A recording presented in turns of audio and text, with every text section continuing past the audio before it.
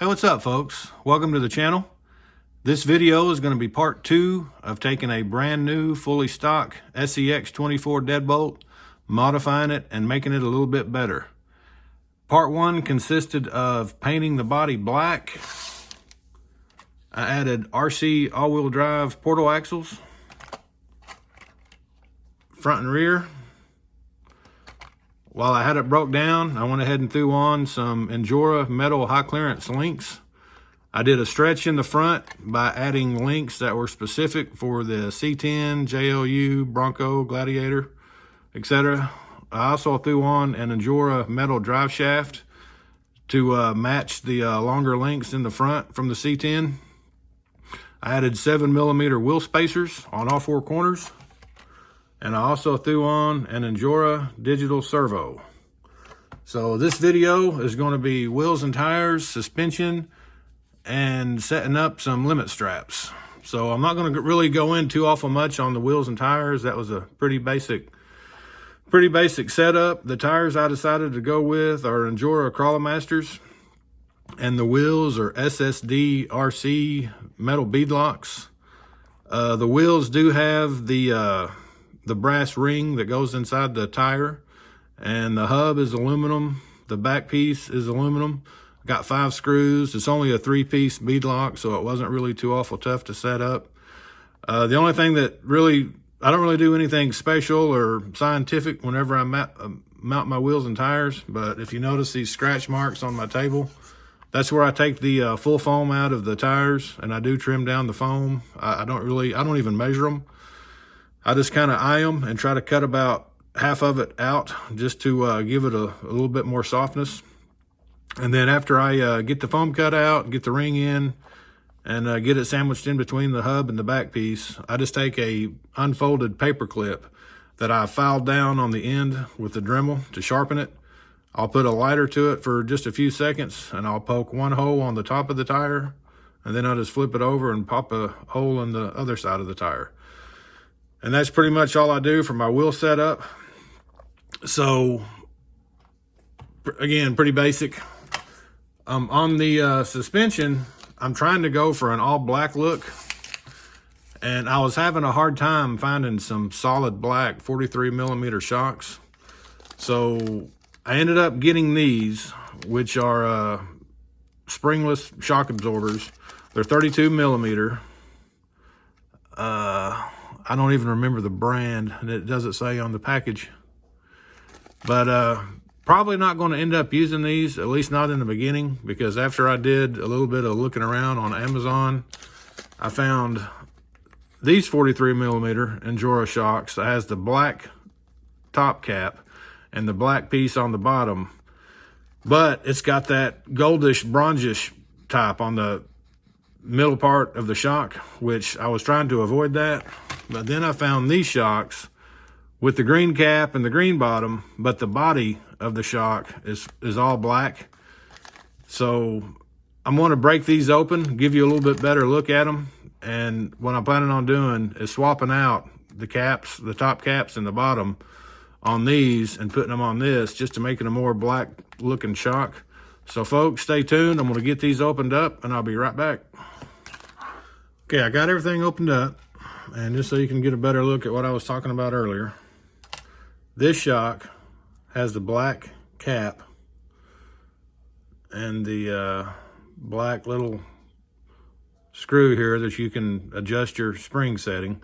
And then it's got the black piece on the bottom, which is what I'm wanting. But it's got this bronzish, brownish, whatever color that is right here that I'm trying to avoid. So I'm taking the top piece and the bottom piece off this shock, and I'm going to add it. I want to take this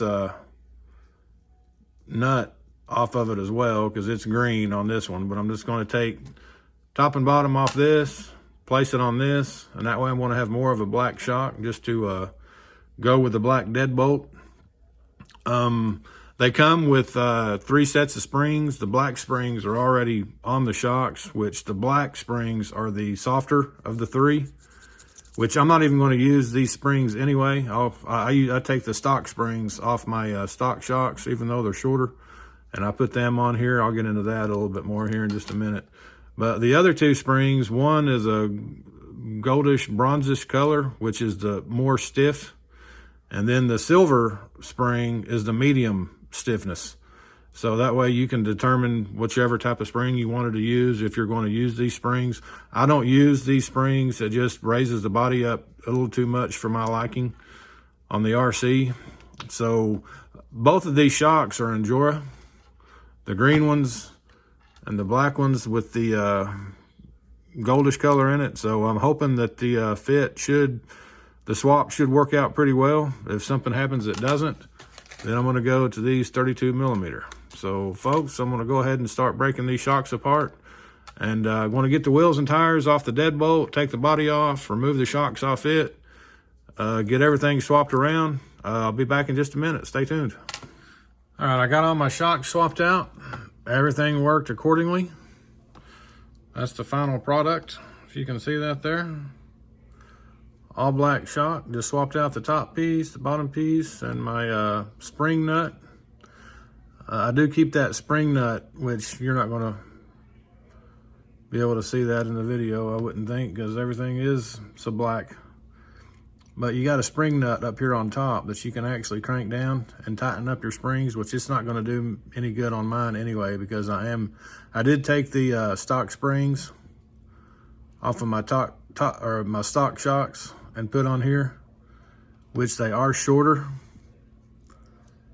than the shock, if you can see that at all. But that just allows the body to sit down just a bit more on the frame. And yeah, I'll kind of explain my theory on that here in just a minute. But yeah, there it is, an all black shock, 43 millimeter. I'm gonna go ahead and start putting these on the RC. And folks, I will be back in just a moment. Stay tuned. Okay, I got my shocks hooked up, and the front and back, or the backs, I went ahead and hooked them up here to the shock tower and to the axle. But on the front, I've just got it to the shock tower. I haven't hooked it up to the axle yet because I'm going to remove my top front links and use some rubber bands for limit straps. I'll kind of show you what hopefully I can show you on video exactly what I do whenever I set up my rubber bands. But initially, I did set up my shocks to the frame, the top part of them.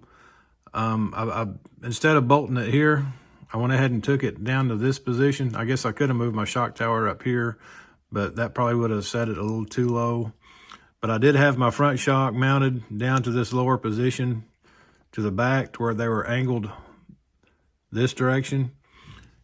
And when I picked it up with my finger or with my hands like this, my rear was just downward like that.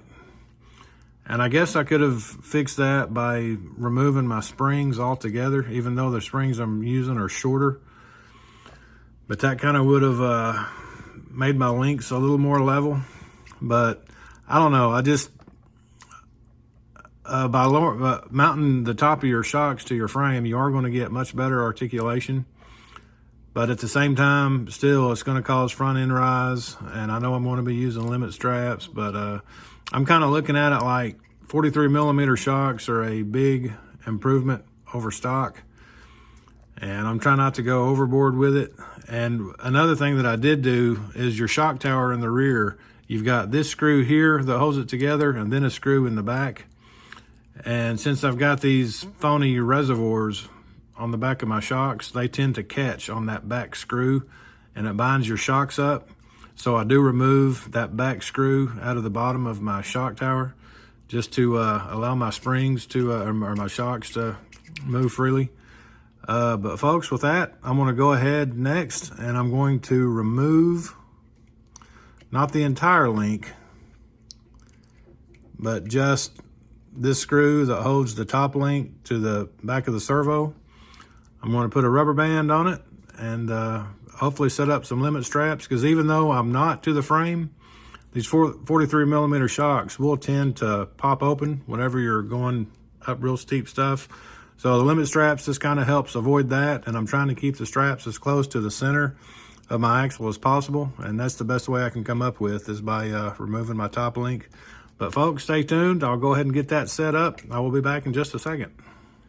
Okay, so I removed my front link, which is right there. And you're probably not going to be able to see it in the video, but the rubber band is right behind, or it's wrapped around the piece of the servo tray that's threaded that you screw your link into. And then I just pull the rubber band down.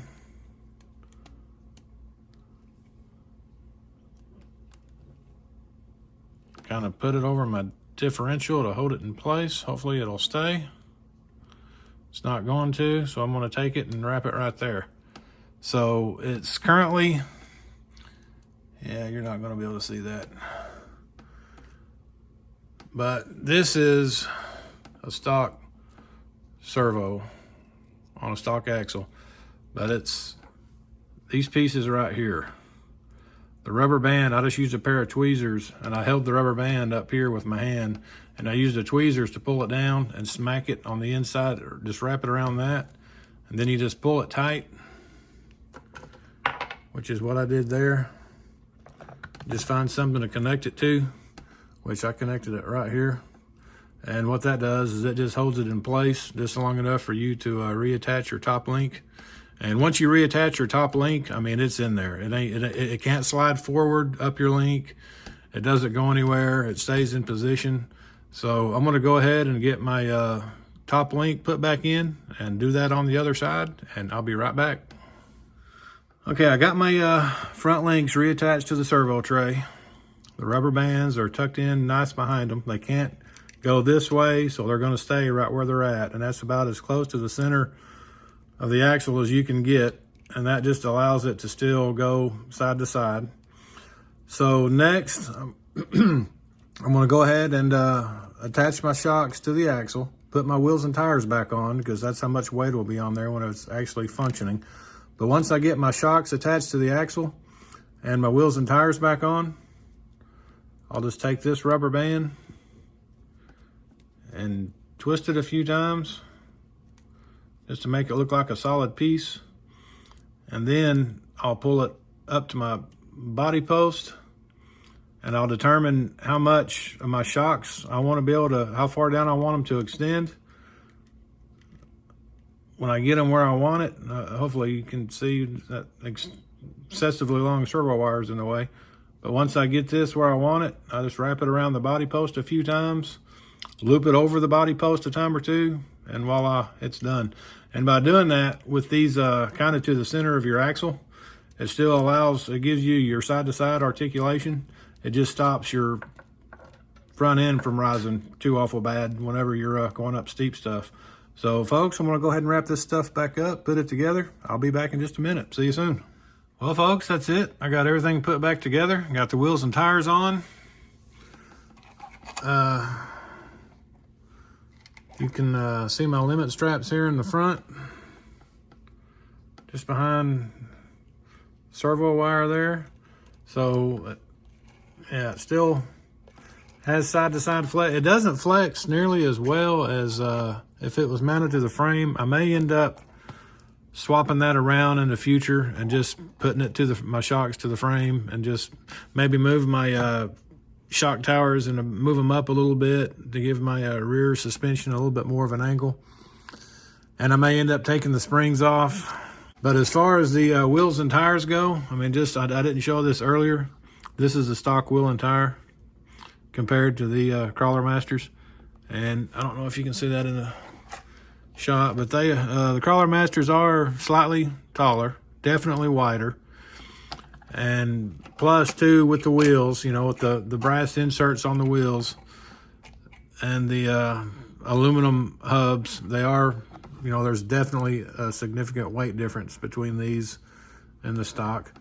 But either way, folks, that's it for part 2. I think it's coming together. Thanks for watching, and stay tuned. Okay, folks, I had to come back for a minute just to mention something that I did different on this RC than what I've done on my others, and it made a massive difference, and not a good difference. my other RCs, whenever you pick them up, you can just kind of shake them around and everything just kind of flops around, and everything underneath is really loose. And on this one, I noticed whenever I finished everything up just a little bit earlier and picked it up, it felt tight. The rear shocks was binding up, and I took it outside and ran it for the first time, and it was just really stiff. And so what I did different on this, on all my other RCs,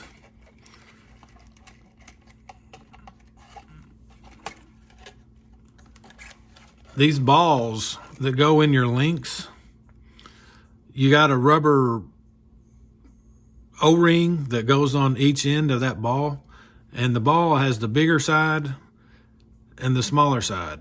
And so on my other RCs, on the links, I only use that rubber O-ring on the smaller side, and the bigger side, I keep that O-ring off. I don't even put it on there. And on my suspension, on my other RCs, I don't even use those O-rings, period. I don't use them on the top or on the bottom. So you could pick those up, and they're just floppy and loose, and definitely a lot looser than what this was. So whenever I was picking this up, whenever I went ahead and did this one, I just thought, you know what the heck? I want to use all the O-rings. So I put all the O-rings on my links, and I used both O-rings on top and bottom on my shocks. Well, after about, whenever I would set it down, my rear shocks wouldn't even rest all the way to their bottom point on the springs. So in short, after noticing that, taking it out and running it, I did bring it back in, and it was a task. A little aggravating. I should have done it to begin with, but I removed all the O-rings off the ball studs, off my shocks, top and bottom, so there's no O-rings whatsoever. And I went ahead and undone the links one at a time, and I took the O-ring off the outer side that goes around the bigger side of the ball. So yeah, now everything's nice and loose. So just to make a note, putting those O-rings on your links and on your shocks do make a difference. It's definitely a lot looser now and flexing a whole lot better. So this time I do really mean it. This will complete the video. See you on the next one. Stay tuned.